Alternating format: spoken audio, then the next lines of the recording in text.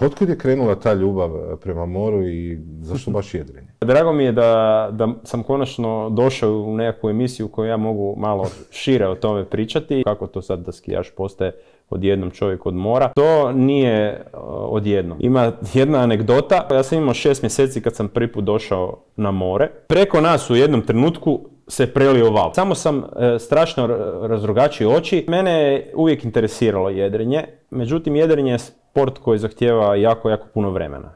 I ja tog vremena jednostavno nisam imao dok sam se skijao. Želio sam probati jedriti. Napravio sam 2 velika putovanja s gumenjakom iz Opatije do Malte i natrag i iz Opatije oko Peloponeza i natrag. Čekaj, gumenjakom se išao iz Opatije do Grčke.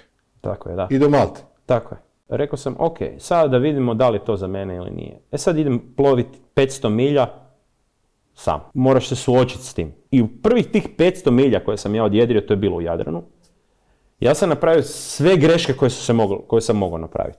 Očajan sam bio.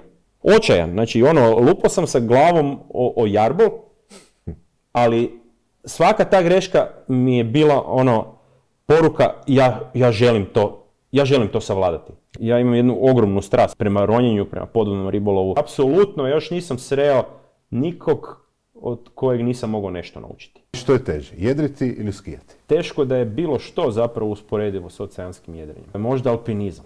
Vi u većini slučajeva uvijek mislite na sigurnost i na brod. Moja glava je uvijek bila više ispod mora nego iznad mora. I volim biti blizu mora, volim osjetiti more i uvijek sam imao ogroman neki respekt prema moru jer more je najveća sila na svijetu. Pomorstvo, nautika, ribolov, ronjenje, život uz more, otoci, turizam, vrijeme i nevrijeme, morski svijet.